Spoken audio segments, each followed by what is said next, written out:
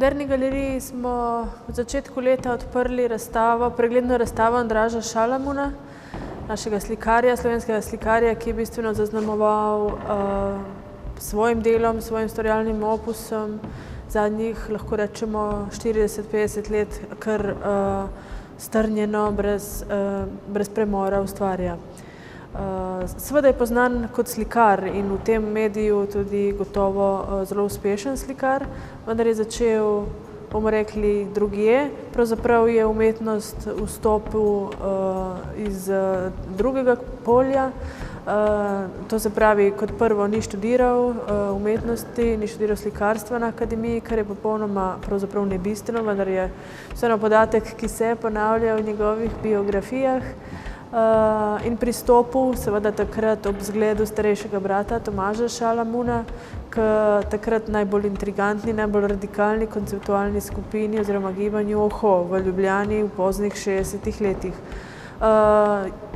Eden od 4 članov tega trdnega ožjega jedra skupine Oho, seveda poleg Marka Pogačnika, Davida Neza in Milenka Matanoviča, še Andraž Šalamun, je nekje od leta 1968 do praktično razhoda te skupine, ki se zgodi leta 1971, ko z radikalnim rezom, se pravi izstopom iz samega polja umetnosti v dejansko v življenje samo, odidejo v šempas cela skupina, vendar se tam kaj kmalu razidejo in skratka hojevska izkušnja pri vsakem od njih živi v njihovih individualnih poteh in recimo temu karierah.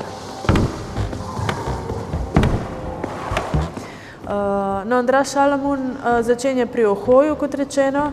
To je konceptualna umetnost, seveda. To je umetnost, ki ima popolnoma drugačne parametre, recimo temu, in tudi seveda cilj ali to agendo spreminjati pojmovanje umetnosti, kot ga do tistega trenutka slovensko okolje in seveda tudi mednarodno pozna in priznava. Njegov prispevek k Ohoju bi lahko rekli v grobem, je bil bolj v njegovem impulzivnem, zelo telesnem, body artističnem pristopu, se pravi v delih, ki so prav s tem načinom njegovega sodelovanja v Ohoju najbolj zaznamovala njegov prispevek, ne toliko programski, ne toliko, bomo rekli, tudi profetski, no, na nek način, kot je morda Marko Pogačnik in njegov prispevek voditelja skupine Oho, tako rekoč. Andraž Šalamun pa je ta, ki z deli, kot so s performansi predvsem, ki so performansi prav v pravem duhu body arta, leta 68, 69, tudi 70, prispeva tisto, kar bi rekli, da tudi kasneje za njegovo slikarstvo ostane ključnega pomena. In to je pravzaprav prava fizična akcija, telesna prisotnost v samem ustvarjalnem aktu. Zakaj to toliko poudarjam? Tukaj na razstavi smo seveda začeli njegovo pot, predstavitev njegovega opusa oziroma izbora najboljšega iz njegovega opusa z Ohojem in seveda z projekti, ki so njegovi samostojni znotraj skupine Oho in pa seveda skupinski tudi. Nato pa z letom 1971, kot rečeno, ko se skupina razide, tudi Andraž izstopi nekako iz tega konceptualnega kroga, skoraj da ne vedoč, kaj naj počne, kaj naj sam s sabo. Iz tistega vmesnega časa smo predstavili iz zgodnjih 70-ih let fantastična drobna dela na papirju, na kartonu, to so pasteli na kartonu, ki so že nek korak v ožje likovno področje in seveda ena vmesna stopnja proti sliki ali slikarstvu v velikem formatu, prav dobesedno slikarstvo velikega formata, v katerega vstopi oziroma, kot sam pravi, se mu zgodi leta 1976. Leto 1976 je skratka, rekli, rojstno leto za Šalamunovo sliko, za Šalamunovo slikarstvo in njegov način dela se praktično od takrat, od prvih slik, ne bistveno spreminja, čeprav seveda njegov razvoj ali te faze, kako bi jim rekli, ta različna obdobja, kažejo zelo različne podobe ali tako rekoč štimuge oziroma atmosfere, ki se mu dogajajo, ki jih odslikava. Kako začne delati?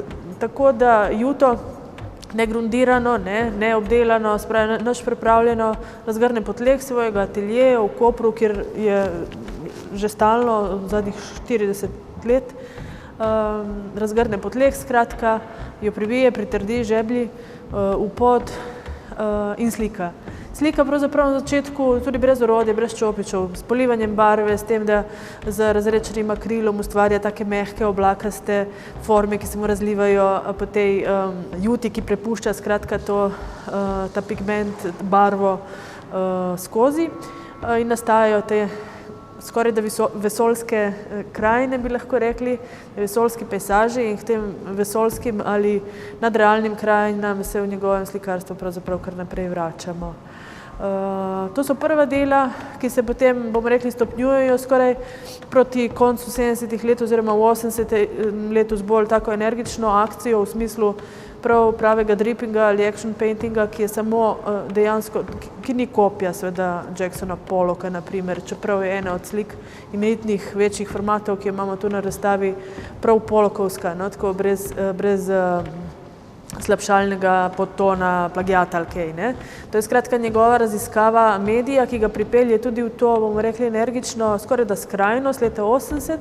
In potem, to je prva soba, se pravi prvo obdobje in potem se zgodi kar radikalen prelom za samega Šalamuna in tudi sicer za okolje tistega časa, za slovensko slikarstvo z letom 81, ko nastopi tako imenovana nova podoba v slikarstvu.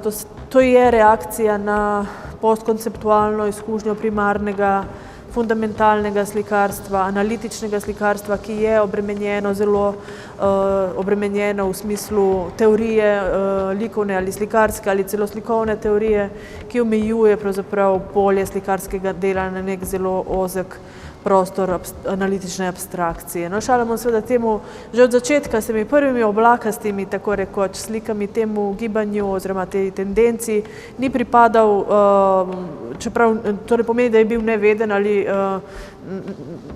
neosveščen o dogajanju v likovni teoriji tistega časa, vendar je bil njegov pristop, kot rečeno, popolnoma neobremenjen. Na eni strani metejsko, v smislu obrti, ki se je nikoli ni priučil, ker mu ni bilo mar za to, in na drugi strani neobremenjen od akademske tradicije ali prepariranja mladega slikarja skozi akademsko, bomo rekli, dresuro, do tega, da najde svoje mesto znotraj obstoječih formul aktualnega ustvarjanja. On je našel neko svojo pot, skratka, ki je v 80. letih zaživela v neki novi atmosferi, to je, kot rečeno, atmosfera, gibanje, doba, nove podobe, se pravi slikarstva podobe, figuralike, ki je zdaj naenkrat popolnoma neobremenjena, svobodna na nek način, z referencami od kjerkoli že hočeš, iz tradicije zgodovine umetnosti, se pravi iz preteklih obdobij, iz modernizma samega seveda, iz vsakodnevnega življenja, nizko in visoko umetnosti se naenkrat pravzaprav skoraj da izenačita, lahko rečemo.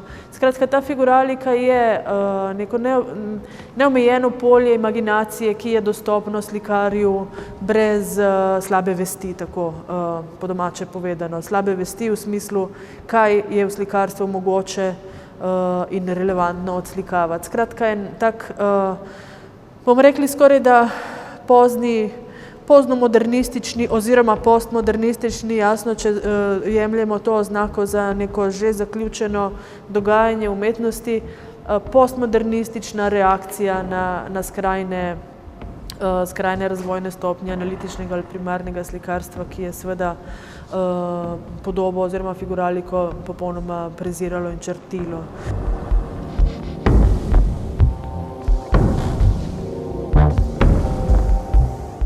No, tukaj iz tega časa, najprej divjih, Šalamunovih podob, ki so tudi zelo duhovito naslovljene v tistem času. To ni samo bizon.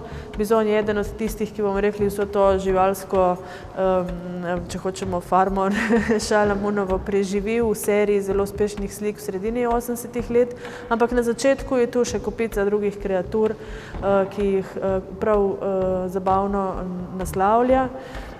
naprimer Jezus Kristus Pegas je noseči naslov v eni sliki. Skratka, to so zares povezave vseh možnih referenc in na koncu tudi duhovitih domislic, ki so naenkrat možne v sliki. Vendar to ni realistično slikarstvo, jasno, tudi če je figuralno. Je za nas še vedno za gledalca, tudi še danes, zelo zapeljivo, ne?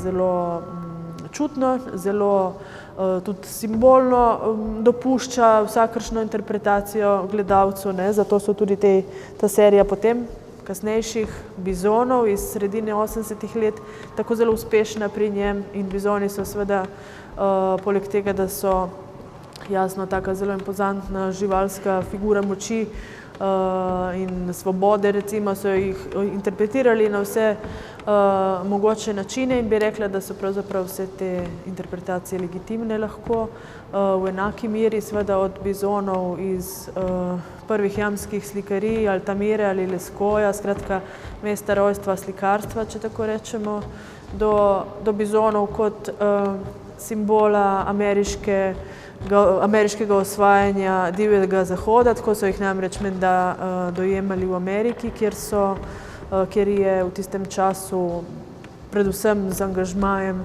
Ekurne to slikarstvo, tudi Šalamunovo, imelo tudi nekaj tržnega uspeha.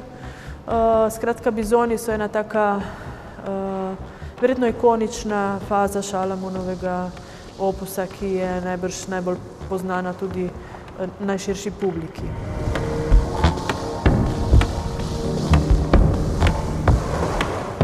Potem pa se v ta glavni dvorani te razstave, ki je seveda največji razstavni prostor, tudi najbolj, bomo rekli, veličasten, ne, v tem smislu, smo razstavili fazo velikih modrih platen, tako imenovano serijo grških otokov. Časovno ni seveda to ni pravo časovno sosledje, faze se od tu zaradi tega, ker sledijo nekemu skupnemu generalnemu premiku v Šalamunovem delu, ne kronološko nujno zelo natančno sledijo. Skratka, ta modra faza je ta, ki je po mojem prepričanju najbolj uspešna v formatih, ki so zares veliki. Mislim, da je Šalamun uspešen prav v tem slikarstvu velikega formata, skratka na površinah, ki so velike 3x4 metre, recimo tu ta način njegovega dela, ne, ki je še zmeraj fizično, še zmeraj na enak način, kot sem rekla, v tem skoraj ritualnem plesu okrog platna in na platnu samem, seveda najbolj uspešen. No, od modre faze smo naprej v tej sobi lahko bi rekli rdeči fazi, čeprav je to morda tudi malo bolj naključje ali oblikovalska poteza razstave. Tu je serija Mah in srebro, serija teh podolgovatih horizontalnih platen in na tej strani tako imenovanih mediteranskih krajin, ki pa seveda niso krajine v tradicionalnem pomenu besede, tudi mediteranske niso po tem, kar bi nam neka obča predstava o Mediteranu lahko povedala. Ne? Slika, ki je tu za mano, mogoče kaže bolj neko zloveščo, melanholično ali temačno plat Mediterana kot stanje duha mogoče. No?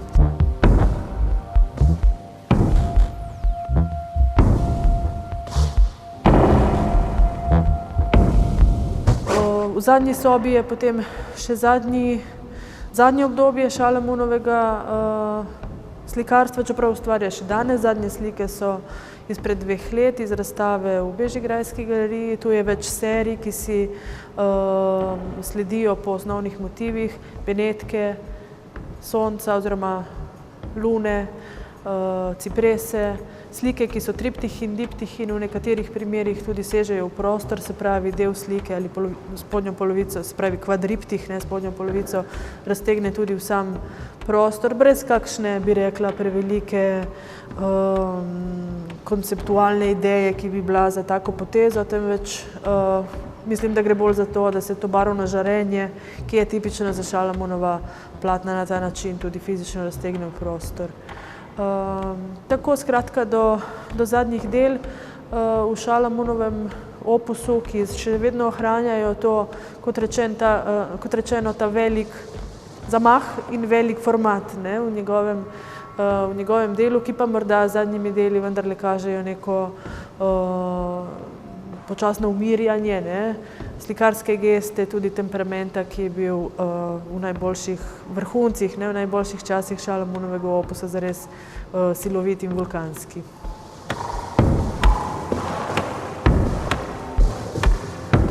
Pri Andražu Šalamunu se zelo radi zatekamo v pojmovanja krajine oziroma njegove lastne šalamunovske, bi lahko rekli, interpretacije krajine. Čeprav ta seveda ni nikjer opredeljena, niti ni določena, mogoče nas z naslovi del v seriji grških otokov Itaka, Santorini, Darios, Glaukos, ne, s temi imeni grških otokov ali iz mitologije preseli jasno v neko mediteransko obzorje, ne, v nek horizont Mediterana. Seveda tudi s to aluzijo modre barve v nek morski svet, ne.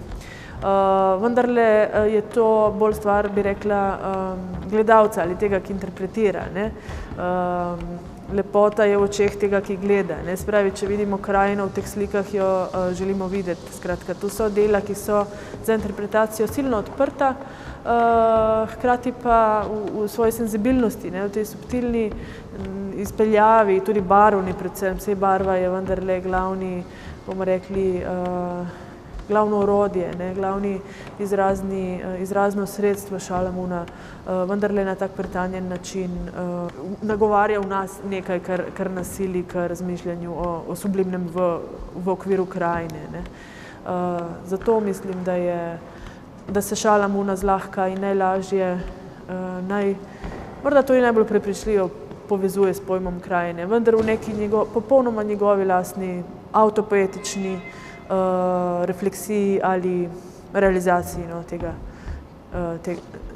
tega, če pogojno, zelo pogojno temu rečemo, žanra, ne, krajine.